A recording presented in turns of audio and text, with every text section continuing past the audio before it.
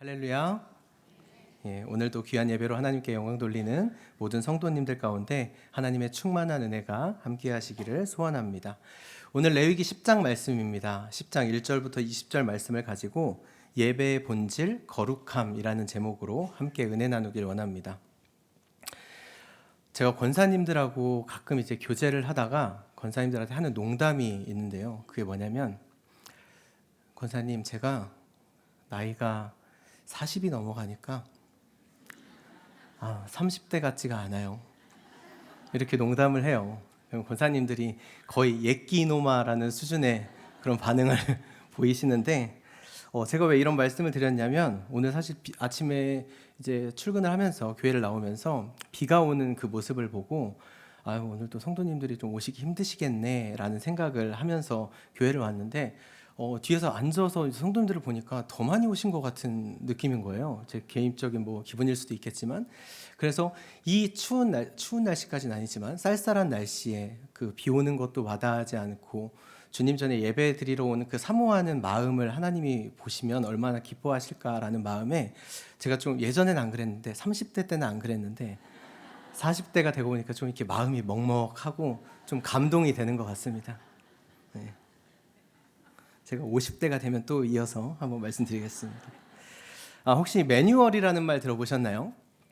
네, 매뉴얼. 일반적으로 우리가 조직이나 시스템에서 사고를 예방하거나 표준을 유지하기 위해서 반드시 지켜야 하는 지침 같은 것들을 매뉴얼이라고 합니다. 제품으로 치면 설명서라고 볼 수도 있습니다. 우리도 공시하고는 있지 않지만 예배를 드릴 때 예배 매뉴얼 같은 것들이 있죠. 혹시 알고 계시나요? 네, 다 아실 거예요. 제가 말씀드리면 다 아실 거예요. 예배 10분 전에 도착해서 경건한 마음으로 준비를 한다든지, 예배를 드릴 때는 휴대폰을 끄거나 무음으로 해놓는다든지, 지금 한번 확인해 보세요. 그리고 이제 예배가 마치기 전에 먼저 나가거나, 그런 것들은 하지 않아야 된다. 이런 것들을 잘 알고 계시죠? 이것을 예배의 매뉴얼이라고 또 볼 수 있는데요. 이게 예배의 거룩함을 지키기 위한 매뉴얼이라고 볼 수 있습니다. 그런데 굉장히 중요한 것임에도 불구하고 우리는 이 매뉴얼에 크게 관심을 가지지 않습니다. 이 말은 지키지 않는다는 뜻이 아니고요. 직감으로 지킨다는 거예요. 이거 하면 안 될 것 같은데. 이런 식으로 알고 지킨다는 겁니다. 그러다 보니 몰라서 못 지키는 일들도 발생을 합니다.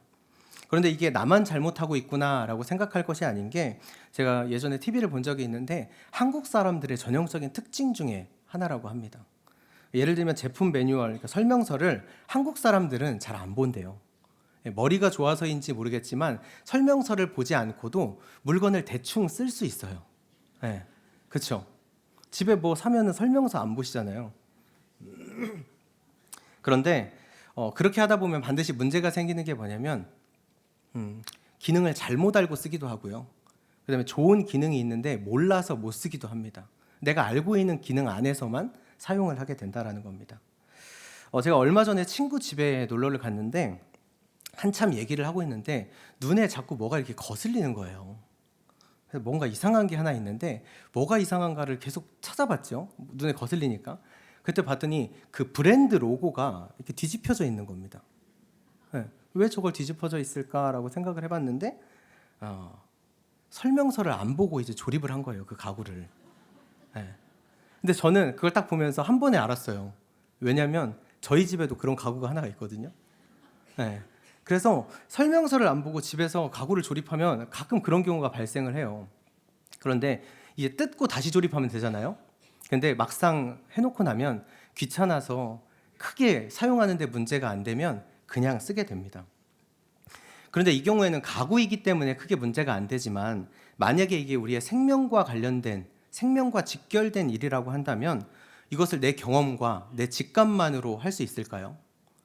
그렇지 않다라는 겁니다. 그 결과가 오늘 말씀에서 나오고 있는 나답과 아비후의 이야기입니다. 그들은 제사장으로 거룩한 위임식을 치렀습니다. 분명히 명심해야 할 제사장으로서의 매뉴얼, 규례, 이런 것들이 있었는데 그것을 가볍게 생각했다라는 것입니다. 왜 그러냐면 내가 그동안 보고 자라온 것이 있기 때문입니다. 이렇게 할 때 이렇게 하면 되는구나, 그렇게 생각을 하는 거죠. 그래서 향로를 불에 담으면서도 그 불이 뭐 어떤 이 불이면 어떻고 저 불이면 어떻고 각각의 향로에 그 불을 담아서 온 겁니다. 자신들이 편하고자 또 내가 잘 알고 있다는 그런 교만을 가지고 단순히 이 가구를 잘못 조립하는 그런 수준의 실수가 아니라 그들의 생명을 앗아가는 끔찍한 심판의 결과를 가져오게 되었다라는 겁니다. 우리가 방금 이야기를 나눈 것처럼 아무리 열심히 우리가 해도 올바른 방법과 방향을 따르지 않으면 전혀 다른 결과를 낳게 됩니다. 우리가 신앙생활을 할 때도 마찬가지고 예배를 드릴 때도 마찬가지입니다. 오늘 우리가 함께 살펴볼 레위기 10장의 말씀이 하나님을 향한 예배에 있어서 우리의 열심보다 하나님의 말씀과 하나님의 거룩함이 얼마나 중요한 것인가를 뼈저리게 보여주는 그런 본문입니다. 그래서 오늘 이 말씀을 통해서 우리의 모든 예배와 삶이 하나님이 온전히 기뻐 받으시는 그런 거룩한 산 제사가 되시기를 축복합니다. 오늘 나답과 아비후가 죽게 되는데 그 타이밍이, 죽게 된 그 시점이 굉장히 기가 막힙니다. 이 일은 이스라엘 백성에게 가장 영광스러운 날에 일어났습니다. 그게 무슨 말이냐면 성막이 완공되고 아론과 그의 아들들이 7일 동안 제사장으로서의 위임식을 마쳤습니다. 그리고 이제 그 직후 위임식을 마치자마자 그 다음 날이 되는 겁니다. 지난주에 나누었던 말씀을 우리가 기억해 보면 첫 제사를 드릴 때 어떤 모습이 있었냐면 여호와 앞에서 불이 나와 제단의 제물을 태우고 온 백성이 하나님의 임재에 놀라서 압도되어서 엎드러졌다라고 이렇게 기록을 합니다. 그러니까 얼마나 이 은혜롭고 감격스러운 순간인데 그 영광의 불이 내린 직후에 아론의 두 아들인 나답과 아비후가 분향을 하려다가 이렇게 끔찍한 죽음을 맞게 된 겁니다. 하나님의 은혜가 쏟아 부어진 이 시점에 이러한 범죄가 일어났다는 것에 우리가 주목을 해볼 필요가 있을 것 같습니다. 하나님의 임재가 임했다고 해서 죄가 틈타지 못하는 것은 아니다라는 것입니다. 오히려 그 은혜에 취해 있을 때 그 작은 틈에 죄가 들어오는 것입니다. 다윗 잘 아시죠? 다윗이 이제 대표적인 죄를 범한 것 중에 하나가 우리아의 아내 밧세바를 범하고 이를 감추기 위해서 우리아를 살해하는 죄를 범하잖아요. 근데 그 죄를 지었던 그 시점이 언제냐면 하나님께서 다윗에게 이스라엘 온 나라를 주시고 모든 대적을 이기게 하시고 그 영화가 절정에 다다랐을 때 다윗은 이런 죄를 지었다라는 것입니다. 우리는 이 말씀을 통해서 하나님의 은혜가 임하면 임할 때일수록 더 조심해야 된다라는 것을 깨닫습니다. 이 말씀을 기억하시고 하나님의 은혜가 충만할 때 우리가 더욱 열심히 충성해서 더더욱 풍성한 은혜를 누리시기 바랍니다. 물 들어올 때 노저어야 된다는 얘기 들어보셨죠? 네, 하나님의 은혜가 임할 때 우리가 열심히 노를 지어서 더 풍성한 은혜를 누리시기 바랍니다. 오늘 나답과 아비후의 죽음으로 돌아가서 당시 제사장들은 분향할 때 성막 뜰 번제단에 있는 거룩한 숯불을 담아서 이 불을 드렸어야 했습니다. 그런데 그들이 어디서 가져왔는지는 모르겠지만 각자 임의대로 다른 불을 가지고 왔다라는 것입니다. 그리고 그 순간 맹렬한 불이 뿜어져 나와서 이 두 아들을 그 자리에서 죽게 됩니다. 나답과 아비후는 제사장으로서 누구보다도 하나님의 율법을 잘 지켜야 하는 사람이었습니다. 그럼에도 불구하고 하나님의 율법을 어김으로 오늘 죽음을 당하게 됩니다. 그리고 하나님은 모세를 통해서 말씀하십니다. 3절 말씀 우리가 한번 읽어보겠습니다. 모세가 아론에게 이르되 이는 여호와의 말씀이라 이르시기를 나는 나를 가까이 하는 자 중에서 내 거룩함을 나타내겠고 온 백성 앞에서 내 영광을 나타내리라 하셨느니라. 아론이 잠잠하니. 여기서 나를 가까이 하는 자는 제사장을 말합니다. 그런데 지금 우리에게 의미하는 것은 목회자를 포함해서 하나님 앞에 예배하는 모든 사람을 의미하고 있습니다. 당시 제사장은 하나님께 나아갈 수 있는 엄청난 특권을 가졌고요. 그 특권에는 무거운 책임이 같이 있었습니다. 하나님과 가까운 직분일수록 더 높은 수준의 거룩함 그리고 철저한 순종 이것이 필요했다라는 것입니다.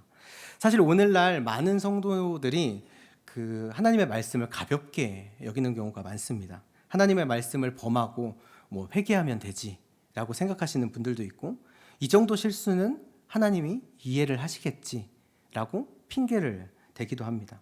그런데 이것은 잘못된 생각이라는 거죠. 우리가 바른 신앙을 가지고 있다면 하나님에 대한 경외심이 바탕이 되어야 됩니다.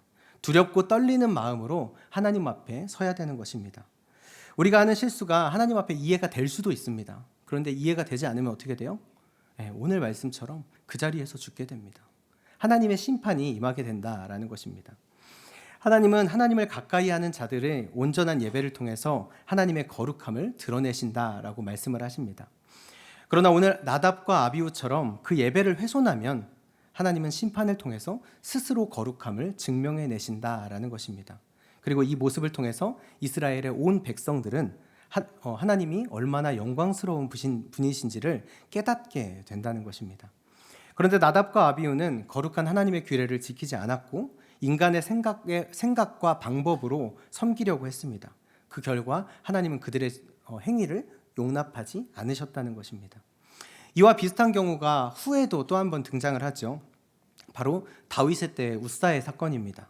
다들 아실 텐데요. 법궤를 실어오는 과정에서 소들이 뛰어서 법궤가 땅에 떨어질 위기에 놓였습니다. 그래서 우사가 그것을 떨어뜨리지 않기 위해 법궤에 손을 대죠.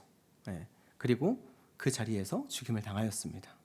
어찌 보면 억울한 죽음이라고 볼 수 있지만 여기서도 중요한 것은 하나님의 방법이 아닌 인간의 편의에서 시작되었다라는 것입니다. 원래 규례대로라고 하면 이 언약궤는 어때요? 어깨에 메고 이동을 해야 되는데 그게 자기들 편하려고 수레에 싣고 이동을 한 겁니다. 그러다가 이 사단이 난 거죠. 벌써 하나님의 방법을 무시한 데서 이렇게 시작이 되었다라는 겁니다. 그렇기 때문에 내가 생각할 때 거룩한 것, 내가 생각할 때 철저히 순종하는 것은 그렇게 크게 의미가 없습니다.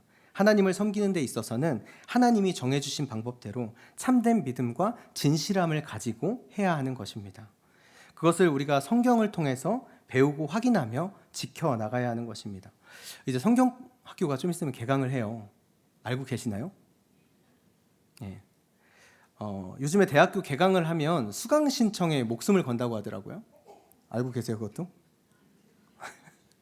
그러다가 원하는 과목을 신청하지 못하게 되면 어떻게 돼요? 이번 학기는 망했어 라고 이야기를 할 정도라고 합니다. 그래서 이러한 열정이 우리 성도님들 가운데도 있기를 원합니다. 저는 IP 아카데미를 담당을 하고 있는데 이제 제 거 신청하라는 얘기가 아니고 어느 날 제 귀에 IP 아카데미 이번 학기에 신청을 못했어. 이번 학기는 망했어. 라는 이런 고백이 저한테 살짝 들리면 참 좋을 것 같습니다. 다른 과목도 마찬가지입니다. 신청하지 못한 분들은 신청해 주시고요. 혹시 마감된 과목이 있으면 다음 학기를 꼭 노려서라도 성경 공부 신청하시기 바랍니다. 사랑하는 성도 여러분, 우리가 성경 공부를 통해서 하나님의 방법을 알기를 원합니다. 하나님의 일은 하나님의 방법으로 이루어져야 한다라는 것을 우리가 꼭 기억했으면 좋겠습니다. 자, 다시 본문으로 돌아가서 모세의 선포처럼 하나님을 가까이 하는 자들을 통해서 그분의 거룩함을 드러내시기를 원하시는데 예를 들면 세상 사람들은 성경을 보지 않죠. 그래서 하나님을 믿는 우리의 모습을 보고 하나님을 평가한다라는 것입니다. 그렇게 하나님에 대한 불순종이 나의 죄로 끝나는 것이 아니라 누군가가 나의 행실을 보고 나는 절대 하나님을 믿지 않을 거야. 나는 하나님과 원수되는 삶을 살 거야 라고 생각하면 안 된다라는 것입니다. 여기에는 그런 분들은 없으시겠지만 내 배우자, 내 자녀가 나의 모습을 보고 하나님을 판단한다라는 것을 기억하시기 바랍니다. 그래서 우리의 거룩한 삶을 통해서 영광 받으시기를 원하는 하나님의 뜻에 순종해서 하나님께 영광 돌리는 성도님들 되시기를 축복합니다. 가장 은혜로운 시간에, 은혜로운 순간에 찾아온 이 비극이 하나님 앞에 예배 드리는 우리의 모습을 돌아보게 합니다. 우리의 제단에는 어떤 불이 타오르고 있습니까? 하나님이 주시는 그 거룩한 불이 타고 있습니까? 아니면 내 개인적인 열심, 감정의 만족, 세상의 유행 이런 것들이 타오르고 있습니까? 참된 예배는 오직 하나님 말씀에 근거해야 하는 줄 믿습니다. 우리는 우리를 위해 온전한 제물이 되어주신 예수 그리스도의 십자가 은혜를 의지할 때 비로소 거룩하신 하나님 앞에 담대히 나아갈 수 있는 것입니다. 아론은 자식들의 죽음 앞에 마음이 찢어지는 아픔이 있었지만 잠잠하였다라고 기록을 합니다. 두 아들의 심판에 대해서 하나님을 원망하지도 않았고요. 겸허히 받아들이고 있는 모습을 보여줍니다. 그런데 자식의 죽음 앞에 어떻게 부모로서 이럴 수 있느냐라고 생각할 수 있죠. 그런데 실제로 성숙한 신앙인들은 이런 엄청난 일 앞에서도 하나님에 대한 신뢰를 보여주고 있습니다. 우리가 너무나 잘 알고 있는 손양원 목사님 아시죠? 네. 두 자녀를 죽인 살인자를 양아들로 삼아서 하나님의 사랑을 몸소 보여주셨습니다. 하나님에 대한 절대적인 신뢰가 있으면 비록 자신의 감정으로는 받아들이기 힘들지만 하나님이 행하신 일이고 선한 길로 인도하실 것이다라는 믿음이 우리 안에 자리하게 되는 것입니다.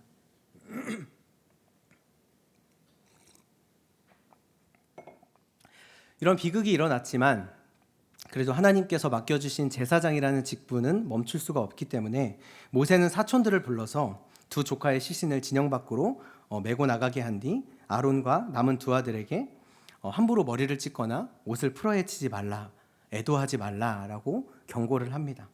사랑하는 가족의 죽음 앞에서 통곡하는 것은 당연한 일입니다. 그러나 당시 제사장이 머리를 푼다는 것, 제사장이 옷을 찢는다는 것은 나 제사장 그만하겠다라는 의미를 가지고 있습니다.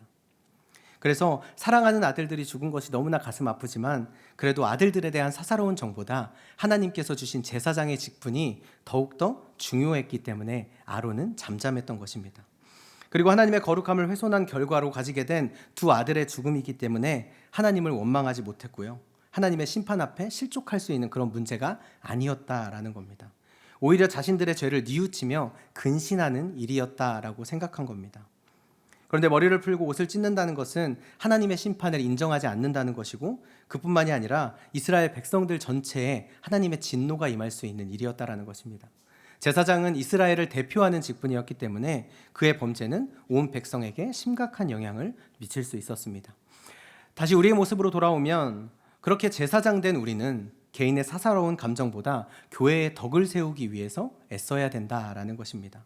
신앙생활을 하다 보면 억울한 일도 생기고요. 마음에 들지 않는 일도 분명히 생깁니다. 그런데 그럴 때마다 내 생각을 주장하며 갈등을 일으킨다면 교회 안에는 늘 싸움밖에 없을 것입니다. 신앙이 성숙할수록 더 손해보는 게 맞고요. 신앙이 성숙할수록 더 억울하고 더 인내하는 것이 옳다는 것입니다. 이것을 오늘 성도님들 기억하셨으면 좋겠습니다. 힘든 상황에서도 개인의 감정이 앞서지 않고 하나님의 영광과 교회의 덕을 세우시는 성도님들 되시기를 소원합니다. 이러한 일이 있고 난 뒤에 하나님께서 아론에게 직접 새로운 규례를 주시는데요. 그 규례가 회막에 들어갈 때는 포도주나 독주를 마시지 말라는 것이었습니다. 그래서 어떤 신학자들은 이 말씀을 근거로 나답과 아비후의 죽음이 술과 관련된 것이다 라고 이렇게 추측을 하기도 하는데요. 그런지 어쩐지는 모르겠지만 중요한 것은 제사장이라면 늘 맑은 정신으로 거룩한 것과 속된 것, 정결한 것과 부정한 것을 구분할 수 있어야 된다라는 것입니다. 그러면 우리는 술을 마시고 예배드리는 것도 아닌데 우리와 무슨 상관이 있습니까? 라고 또 질문이 생깁니다. 여기서 포도주와 독주는 술 자체를 의미하기도 하지만 거룩함을 분별하지 못하게 하는 것, 예배를 방해하는 것, 이런 것들을 의미한다고 볼 수도 있습니다. 예를 들면 세속주의, 물질 만능주의, 또 우리의 삶 속에서 보면 핸드폰, 유튜브 이런 것들이 우리의 하나님 앞에 드려지는 예배를 방해하는 것들이 되기도 합니다. 신약시대를 사는 우리 모두는 예수 그리스도 안에서 부름받은 왕같은 제사장입니다. 제사장에게 독주를 금하신 것은 오늘날 우리가 세상의 헛된 가치관들에 취하지 않고 오직 성령으로 충만해야 한다라는 것을 가르쳐주고 있습니다. 영적으로 맑게 깨어있을 때 비로소 일상 속에서 거룩함과 속됨을 구별할 수 있게 됩니다. 세상 속에서 빛과 소금의 사명을 감당할 수 있게 됩니다. 영적인 독주와 포도주를 끊어내시고 깨어있는 성도님들 되시기를 바랍니다. 마지막으로 모세는 아론과 남은 두 조카에게 제사를 끝까지 잘 마무리하라고 당부를 합니다. 그런데 성도 여러분, 여기서 당혹스러운 일이 또 한 가지 발생을 합니다. 우리가 본문 1장 오늘 본문 앞부분에서 보면 나답과 아비후가 하나님의 규례를 지키지 않아서 죽임을 당했잖아요. 그렇다면 남은 아론과 그 아들들은 어떻게 해야 됩니까? 이제 목숨을 걸고 그 규례를 지켜야 하는 것이 맞잖아요. 두렵고 떨림으로 그 규례를 완벽하게 지켜야 하는 것이 맞는데 제사를 마무리하는 과정에서 아론이 또다시 하나님의 규례를 어기는 사고가 발생합니다. 속죄제 고기를 먹어야 하는데 이것을 어긴 것입니다. 속죄제는 그 제물을 절대로 먹어서는 안 되는 경우가 있고요. 제사장이 반드시 먹어야 되는 경우가 있습니다. 그러니까 먹어도 되고 안 먹어도 되는 경우가 있는 건 아니고 먹을 거면 반드시 먹어야 되고 안 먹을 거면 반드시 안 먹어야 되는 겁니다.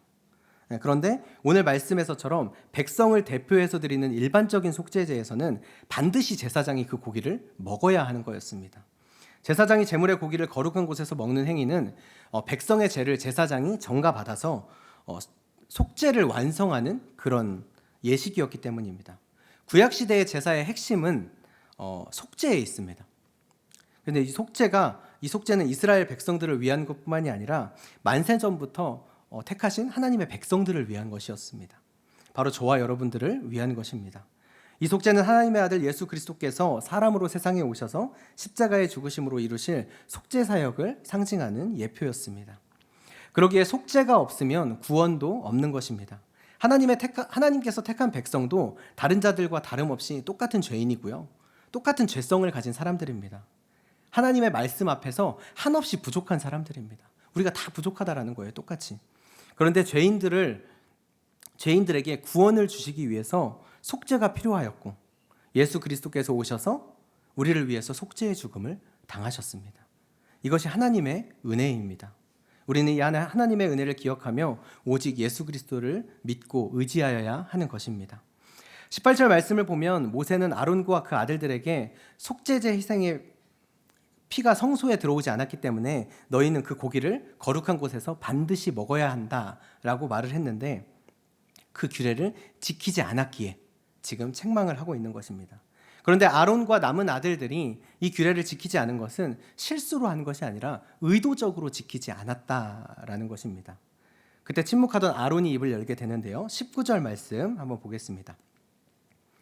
아론이 모세에게 이르되 오늘 그들이 그 속죄제와 번제를 여호와께 드렸어도 이런 일이 내게 임하였거늘 오늘 내가 속죄제물을 먹었더라면 여호와께서 어찌 좋게 여기셨으리오. 아론은 단순히 규례를 어긴 것이 아니라 오히려 하나님의 거룩함 앞에서 자신의 죄를 너무나 깊이 깨닫고 있었던 겁니다. 내 아들들이 하나님의 거룩함을 훼손해서 이런 죽임을 당하게 됐는데 그 일로 우리 집안 자체가 이렇게 부정하게 됐는데 내가 어떻게 이스라엘 백성들의 죄를 중재하겠다고 그 고기를 먹을 수 있느냐, 내가 그럴 자격이나 있느냐라는 생각이었습니다. 아론은 자신이 하나님의 거룩함 앞에 설 자격이 없는 죄인임을 자각한 극도의 경외심과 두려움을 가지고 그 제물 먹기를 포기한 것입니다. 마음은 갈기갈기 찢어지고 두려움에 사로잡혀 있는데 겉으로만 이 규례를 지키는 그 모습이 아론의 양심에는 할 수 없었던 것입니다. 오히려 거룩하신 하나님을 기만하는 일이라고 생각을 했었다는 거죠. 그래서 그 이야기를 듣고 모세가 어때요? 형의 진심을 듣고 보니 내가 분노한 것이 조금 너무 과했구나라고 하면서 깊이 공감하고 이제 고개를 끄덕이게 되죠. 율법에 그토록 엄격했던 모세가 이를 좋게 여겼다라는 것은 하나님께서도 아론의 중심을 받으셨다라는 것입니다.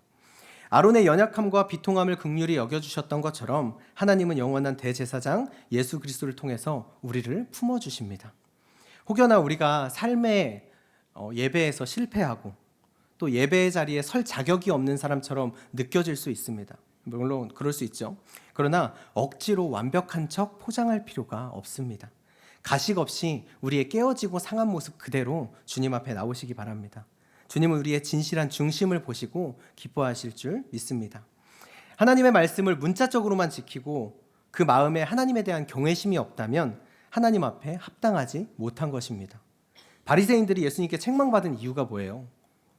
율법을 그렇게 잘 지켰음에도 불구하고 그 중심에는 하나님을 사랑하는 마음, 이웃을 사랑하는 마음이 없었기 때문입니다.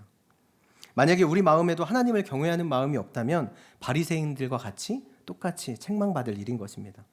사랑하는 성도 여러분, 요즘 시대를 보면 많은 것이 바뀌었습니다. 그래도 예전에는 결과도 중요하지만 과정이 중요하다라는 것들 그렇게 배우셨죠? 저는 그렇게 배웠거든요. 그런데 요즘에는 결과가 없으면 과정이 무의미한 시대를 살아가고 있습니다. 아무리 과정이 좋아도 결과로 보여주지 못하면 잘못했다라는 것입니다. 그러나 우리가 분명하게 기억해야 할 것은 하나님은 결과보다 동기와 과정을 중요하게 여기시는 분이라는 겁니다. 하나님은 형식이나 외모가 아니라 내용과 마음의 중심을 보시는 분이십니다. 그렇기 때문에 우리가 어떤 일을 하든지 먼저 마음의 중심을 하나님 앞에 두고 똑바로 서기 위해서 노력해야 하는 것입니다. 하나님이 오늘 말씀을 통해서 우리가 알 수 있는 거죠. 하나님이 우리에게 원하시는 예배는 두 가지입니다. 먼저는 내 편의와 생각을 내려놓고 하나님 앞에 철저하게 순종하는 것. 그리고 또 다른 하나는 바리새인처럼 기계적인 종교 행위를 하지 말고 늘 하나님을 경외하는 마음을 품으라는 것입니다. 이것이 하나님이 우리에게 받으시기 원하시는 예배의 모습이다라는 겁니다. 사랑하는 성도 여러분, 바라기는 이제 우리가 지식과 직감으로 드리는 예배를 내려놓고 하나님의 말씀을 따라 깨어지고 십자가의 은혜를 의지하며 나아가는 참된 예배를 드리시기는 성도님들 되시기를 축복합니다.